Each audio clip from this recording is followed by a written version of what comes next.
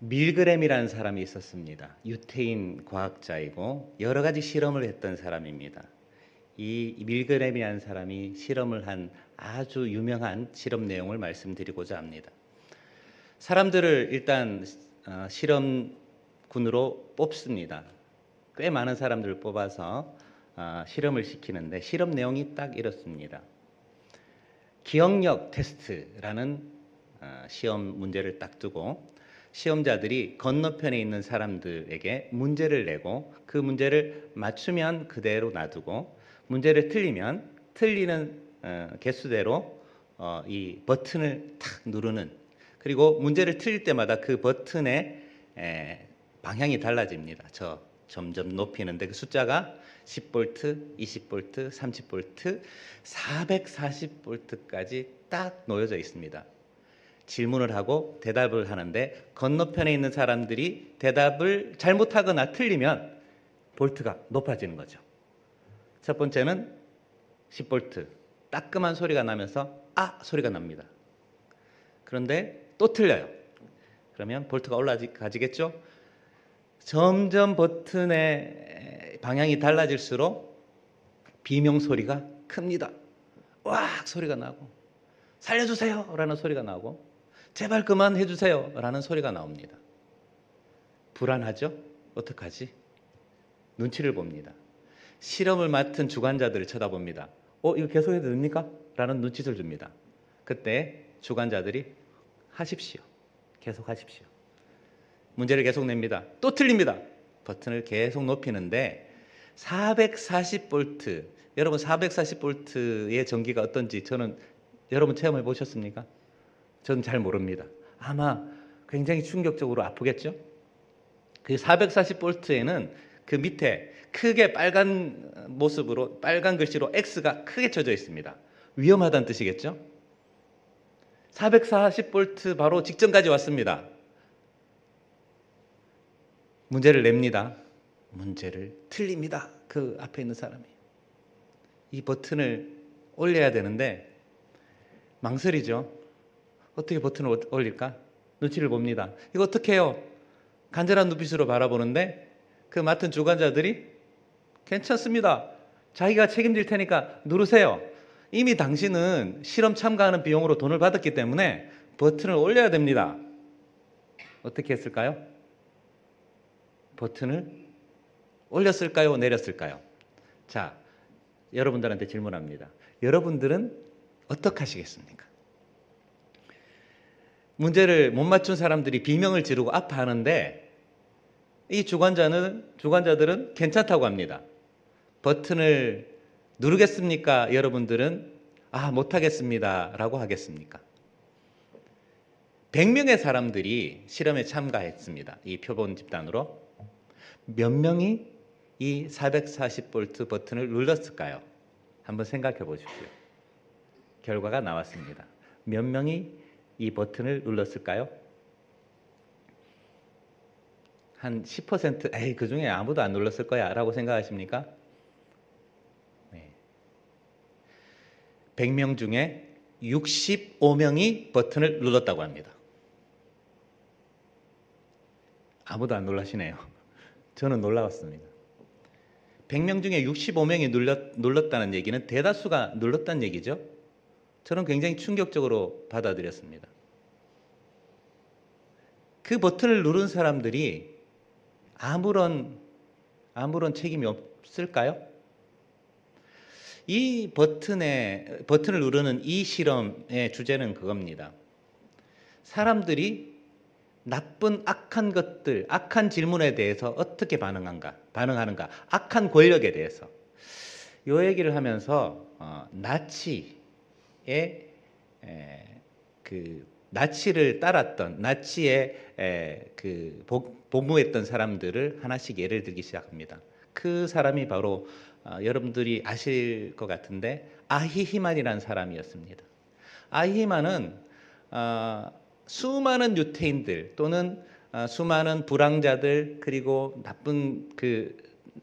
나쁜 죄목으로 이름을 붙인 사람들을 다 모아서 아우슈비츠 같은 그런 수용소에 보내서 600만 명이 넘는 사람들을 죽음으로 몰아갔던 아주 유명한 사람이 바로 아히히만이라는 사람입니다. 이 사람이 그 법정에 섰죠. 법정에 서서 한 얘기가 그겁니다. 나는 시키는 대로 했을 뿐이다. 아니, 위에서 시키니까 나는 어쩔 수 없이 따라가고 순종하는 나는 일개 공무원일 뿐이다 라고 이야기했습니다. 그리고 이 광경을 지켜봤던 사람들 중에 한나 아렌트라는 사람이 있었는데요. 이 광경에 너무 충격을 받았습니다. 자기를 둘러싼 수많은 유태인들이 아무 죄도 없이 죽어갔는데 그 죽음으로 몰고 갔던 아히만이라는 사람, 그 사람의 모습이 너무도 평범했기 때문입니다. 그냥 옆집에서 아이들 돌보는 아저씨같이 생겼습니다. 평범하게 생겼습니다. 순하게 생겼습니다. 사람 좋게 생겼습니다. 그런데 그 사람이 그렇게 끔찍한 일을 했던 겁니다. 그래서 이 상황을 글로 남깁니다. 예루살렘의 아히만, 그러면서 악의 평범성에 대해서 이야기를 했습니다. 평범한 사람들도 악하게 될 수 있다는 것이죠. 나는 평범해. 나는 아무렇지도 않아. 나는 보통 사람이야. 라고 이야기하는 사람들 속에 끔찍한 악을 간직할 수도 있고 나쁜 일을 서슴지 않고 저지를 수 있다는 것을 이 실험을 통해 보여주는 것입니다. 아히만만 그러냐 이 말입니다. 우리는 아히만 그러면 아주 나쁜 사람, 극악한 사람이라고 얘기하지만 우리 속에도 아히만 같은 악한 본성이 남아 있을 수 있다라고 이야기합니다. 우리가 무심코 저지르는 죄 속에 이런 악함이 드러나 있다는 얘기입니다. 오늘 본문을 읽어보면 아주 재미있는 얘기가 나오죠. 이스라엘이 남쪽과 북쪽이 분단이 됐습니다. 솔로몬 왕 이후에 여로보암과 르호보암으로 이렇게 갈라지죠. 북쪽에는 이스라엘, 남쪽은 유다로 갈라집니다. 갈라져서 오랜 기간 동안 서로 싸우고 서로 싫어하고 서로 죽고 죽이고 했습니다. 그 죽고 죽이는 것이 가장 극명하게 드러났던 장면이 바로 오늘 역대하 28장의 장면입니다. 북쪽 임금은 아하스이고 남쪽 임금은 베가라는 사람입니다. 아하스는 얼마나 악했느냐 하면 28장, 오늘 읽지 않은 본문이지만 28장의 1절에 보면 3절에 보면 흰놈의 골짜기라는 곳에서 자기 아들을 제물로 바치는 장면이 나옵니다. 이게 말이 됩니까? 자기 아들을 불태워 죽였다는 얘기예요. 극악한 임금이죠. 누가 보더라도 나쁜 임금이기 때문에 이 임금은 벌 받아야 된다라고 생각했을 것입니다. 징벌을 받아야 된다. 그리고 이스라엘을 남유다를 공격하는 그 빌미가 되었다는 얘기죠. 그래서 북쪽에 있는 북이스라엘 왕 베가와 아람 군대가 연합을 해서 남유다를 쳐들어가서 아하스 군대를 완전하게 괴멸시킵니다. 그래서 6절 말씀에 보면 용사를 하루 만에 12만 명이나 죽였다고 합니다. 어마어마한 전투가 일어났던 것이죠. 12만 명이라 그러면 얼추 계산해 보면 이스라엘의 남유다에서 그 칼을 잡을 수 있는 대다수의 사람들이 여기서 죽었을 것이라고 추정할 수 있습니다. 끔찍한 전쟁이 일어났죠. 문제는 거기서 끝나는 것이 아닙니다. 전쟁이 끝났는데 끝나고 이제 더 이상 전쟁하지 말자 이렇게 평화를 선언하는 것이 아니라 전쟁이 끝나고 노량문을 챙겨가는데 물건을 챙겨가는 것이 아니라 남유다에 있는 수많은 평민들을 포로로 끌고 갑니다. 이 전쟁이 일어났을 때에 가장 극악하게 일어나는 장면이 이 장면입니다. 근데 그때를 한번 되돌아보면 뭔가를 새롭게 일을 하거나 나라에 불을 이렇게 창출할 때에 불을 창출하기 가장 좋았던 자원이 무엇이었겠습니까? 요즘은 뭐 금융자산이라든지 아니면 그러면 뭐 땅이라든지 또는 뭐 공장이라든지 이런 것들을 생각하는데요. 이 시기에 3000년 전의 이 시기에는 오로지 사람입니다. 사람을 데려가면 뭔가를 만들 수 있습니다. 자기 집에 노예가 한 사람이 있으면 그 집은 부자가 됩니다. 그렇기 때문에 북이스라엘 사람들이 남유다에 있는 사람들을 잡아가기만 하면 어마어마한 부를 창출할 것이다 라는 생각을 했을 것입니다. 그래서 그것을 실제로 실현합니다. 자그마치 20만 명이나 되는 부녀자들까지 다 포함해서 끌고 갑니다. 이 모습이 옛날의 전쟁의 그 루틴이죠. 전쟁의 기본적인 그 원칙으로 따지면 너무도 당연한 일입니다. 평범한 일이었다는 얘기입니다. 그다지 대단한 일도 아니었습니다. 전쟁이 일어나면 포로로 잡아가는 게 뭐 일상다반사지, 병가지상사지라고 생각하고 그냥 끌고 간 겁니다. 근데 문제가 있죠. 끌고 간 사람이 누굽니까? 같은 핏줄, 같은 동족이었고 여기에 더 나가서 하나님을 같이 섬겼던, 같은 여호와 하나님을 섬겼던 사람들 아닙니까? 이와 상관없이 그냥 끌고 갔다는 얘기죠. 아마 북이스라엘 군들은 별로 신경 안 썼을 겁니다. 뭐 데려가면 되지, 뭔 문제가 있어, 전쟁은 다 그래, 원래 그런 거야 라고 데려갔습니다. 이때 어떤 사람이 등장합니까? 선지자 오뎃이라는 사람이 등장합니다. 이 선지자가 북이스라엘 군을 가로막고 탁 섭니다. 대단한 용기입니다. 여러분, 칼과 창을 든 그런 병사들 앞에 무장하지 않는 사람이 길을 막고 선다는 게 쉬운 일일까요? 저는 가끔씩 그 영상을 떠올려 봅니다. 그 천안문이라는 사건 아시죠? 천안문 사태 때 탱크를 탁 가로막고 서 있는 젊은 청년을 기억합니다. 그 청년 같은 느낌이 듭니다. 딱 당당히 맞서는 거죠. 오뎃이 그랬습니다. 그리고 그들을 향하여 외칩니다. 너희는 여호와께 대하여 범죄함이 없느냐?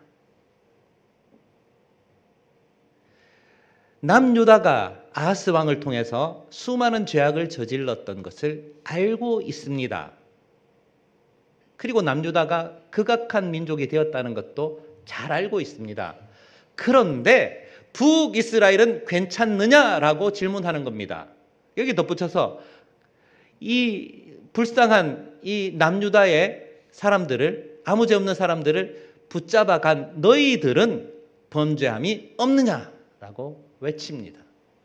오뎃을 비롯한 에브라임 지파 여러 사람들이 그들을 가로막고 섭니다. 어마어마한 용기죠. 죽음을 각오한 용기 아닙니까? 그리고 그들에 대하여 외칩니다. 이때 놀라운 일이 벌어집니다. 아주 간단하게 그들을 밀어버리고 그들을 무시하면 되는데 그들의 말에 귀를 기울입니다. 북이스라엘 병사들이. 그리고 모든 행동을, 작전을 멈추고요, 무기를 내려놓습니다. 내려놓고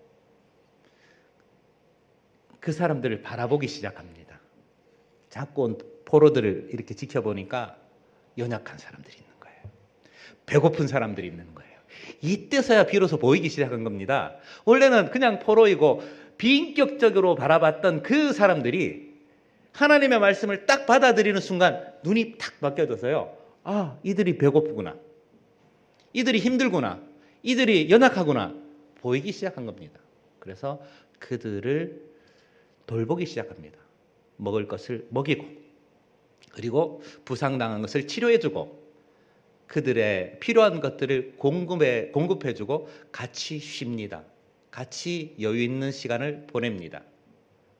이에 덧붙여서 사마리아로 가야 되는 그 길을 다시 가지 않고 완전 유턴을 하죠. 유턴을 해서 여리고, 반대 방향입니다. 여리고로 다시 내려옵니다. 내려와서 그 여리고에서 그들을 쉬게 해주고 자기들은 사마리아로 그냥 돌아가게 됩니다. 놀라운 사건입니다. 저는 성경을 읽을 때 기적 같은 장면이 여럿 있는데 이 장면도 손에 꼽힐 만큼 기적의 장면이라고 저는 개인적으로 생각합니다. 놀라운 장면이죠. 그들이 바뀌게 됐습니다. 북이스라엘 군들이 마음을 바꿨습니다.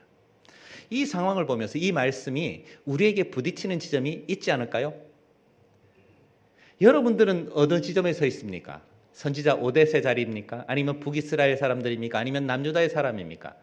저는 여러분들한테 말씀을 드리기를, 권유하기를, 여러분들 스스로 북이스라엘 군대 사람이라고 감정이입하시기를 권면드립니다. 이 정도는 괜찮아. 나는 이 정도는 별것 아니라고 생각해. 라고 하면서 무심코 저지르는 죄악이 없을까요? 역사를 통해 이런 일들은 참 많습니다. 여러분 아까 말씀드렸던 그 나치 얘기를 한번 해봅시다. 나치가 수많은 악을 저질렀죠. 많은 나쁜 일들을 만들어냈습니다. 그런데 충격적이게도 나치의 본산인 독일이라는 나라는 아주 철저한 기독교 국가였습니다. 교회가 아주 부흥한 나라였고 루터교가 아주 튼튼하게 서 있고 수많은 교회들이 있었던, 그리고 믿음의 사람들, 기독교인, 그리스도를 따라가는 기독교인들이 굉장히 많았던 나라였습니다. 거기서 나치가 나왔습니다. 히틀러가 나왔고요. 아이히만이 나왔습니다. 그리고 그들의 결정에 의해서 수많은 사람들을 죽였습니다. 끔찍한 만행을 저질렀습니다. 여기서 되돌아보아서 질문해야 됩니다. 그럼 그때 교회는 뭐 했을까? 독일 교회는 뭐 했죠? 최소한 묵인을 했거나 좀 더 나가서는 나치에 찬성을 하거나 지지를 했다고 볼 수밖에 없겠죠. 그들 스스로가 죄 있다고 생각하지 않았을 겁니다. 나는 어때? 나는 그냥 평범한 사람이야. 나는 평범해. 어쩔 수 없는 일이야. 유대인은 죽어도 돼. 라고 이야기했습니다. 그때 나왔던 신학적 배경이 있습니다. 그 독일 교회가 이런 신학을 만들기 위해서 만들어냈던 신학적 논리가 있는데 뭐냐? 예수님께서 십자가에 못 박히는 판결을 받을 때의 상황입니다. 빌라도가 백성들을 향해서 외칩니다. 누구를 도와줄까? 얘기했을 때 바라바, 예수 크게 외칠 줄 알았는데 바라바만 외쳤죠. 바라바를 도와주세요 라고 외치며 빌라도가 얘기하죠. 그러면 너희 죄는 너희가 받으라 했을 때에 뭐라고 얘기합니까? 대중들이 그 죄를 우리에게 돌리소서라고 얘기하는 구절이 나오죠. 이 구절이 그들이 벌받는 이 유태인들이 벌받는 그 이유다라고 독일의 신학자들이 신학을 완성해요. 이게 옳은 일일까요? 이게 옳은 일이 아니지 않습니까? 그것 때문에 유태인들을 죽여도 된다라고 생각하는 게 옳은 신학일까요? 옳은 판단일까요? 저는 이 독일 교회가 크게 반성해야 된다고 생각합니다. 실제로 반성을 많이 했습니다. 소수의 고백 교회를 비롯한 몇몇 교회들, 보네퍼 목사님이나 아니면 그 수많은 몇몇의 목사님들을 통해서 반기를 들었고 이게 옳지 않다라고 얘기했지만 대다수의 독일 교회는 나치에 찬성했습니다. 평범함이 죄를 멀리하는 길이 아니란 얘기입니다. 그 이전 시대를 한번 찾아볼까요? 십자군은 어땠습니까? 십자군 시대에 우리의 성질을 수복하자. 그래가지고 얼마나 많은 사람들을 죽음으로 몰아넣었습니까? 근데 그 십자군 전쟁에서 하나님의 영광을 돌릴 만한 일들이 많았습니까? 성질을 제대로 회복했습니까? 끔찍한 일만 저지르고 일을 끝냈습니다. 덧붙여서 노예 제도 얘기를 한번 해봅시다. 크리스찬들이 노예를 많이 부렸지 않습니까?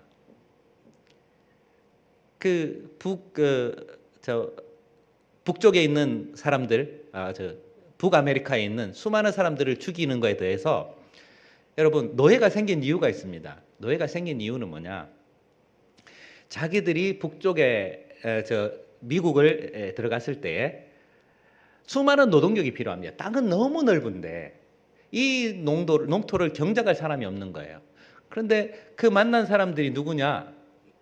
요즘 말하면 인디안이란 말을 쓰면 안 된다 그러더라고요. 네이티브 아메리칸들.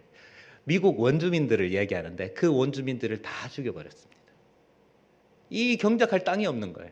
땅이 없어서 어떡할까 하다가 자연스럽게 그 땅에 있는 사람들을 쓰다가 그 땅의 사람들이 다 죽거나 사라지게 되니까 아프리카로 가서 그 흑인들을 그냥 사냥해서 온 거예요. 사냥해서 와서 일을 시키게 된 게 노예제도의 시작입니다. 노예를 잡았던 사람들이 모두 교회를 안 다니는 사람들이거나 신앙이 없는 사람들일까요? 대다수가 교회 다니는 기독교인들이었습니다. 미국은 특히 그렇죠. 미국은 다 개신교 신자들 아니었습니까? 대다수가. 그들이 다 노예를 만들어서 끔찍한 일을 저질렀습니다. 그들은 대부분 다 평범한 사람들이었습니다. 태어날 때부터 악한 행동을 하는 사람들이 아니었다는 얘기죠. 21세기의 우리들의 모습은 어떨까요? 우리는 괜찮습니까? 옛날에는 그랬어. 옛날에는 그랬지만 지금은 괜찮아. 할 수 있을까요? 나도 모르게 사람들을 압제하거나 사람들을 힘들게 하는 일이 없다고 생각하십니까? 세계사를 바라보든 큰 땅을 바라보든 그런 일이 없으니까 나는 괜찮다. 여러분 가까이를 한번 보십시오. 내가 누군가를 힘들게 한다면 그것이 죄가 될 수가 있습니다. 여기서 우리가 꼭 짚고 넘어가야 될 것. 오늘 마태복음을 읽었죠? 오늘 야고보서를 읽었지 않습니까? 마땅히 해야 할 바를 하지 않는 것도 죄가 될 수 있습니다.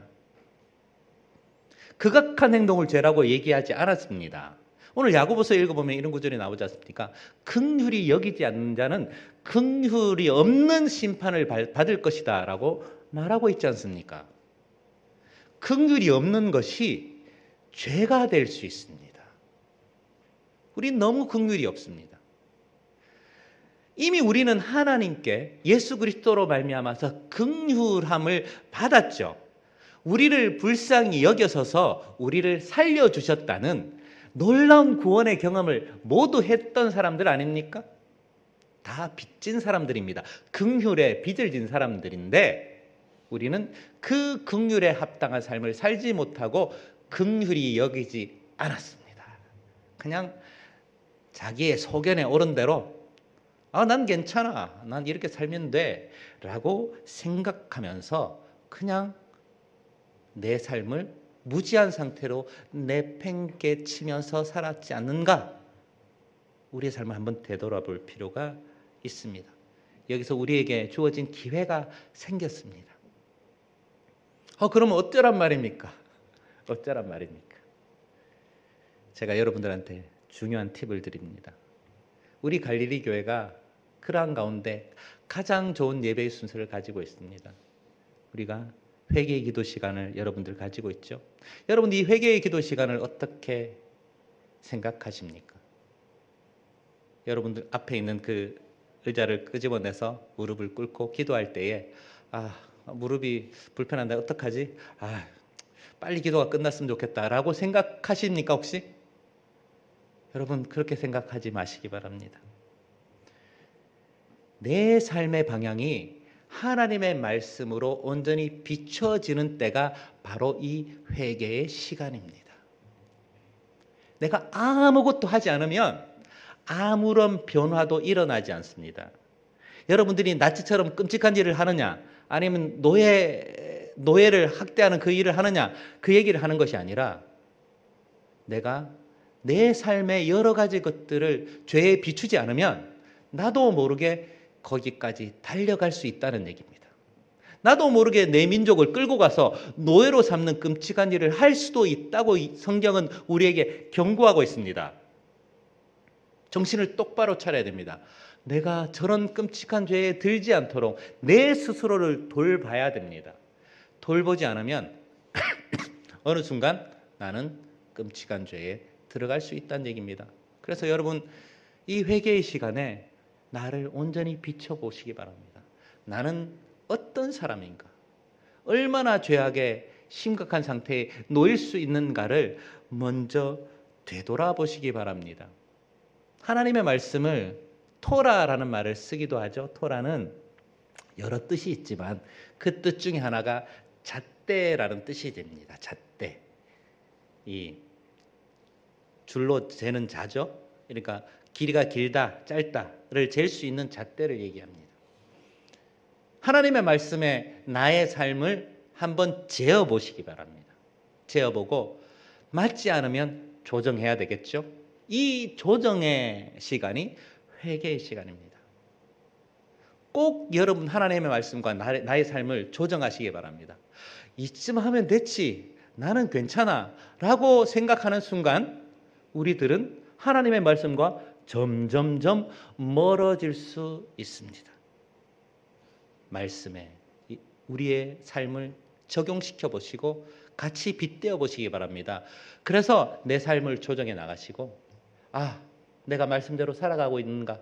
내가 긍휼의 은혜에 합당한 삶을 살고 있으면서 긍휼히 여기고 있는가를 되돌아보시면서 회개에 합당한 열매를 맺으시기 바랍니다.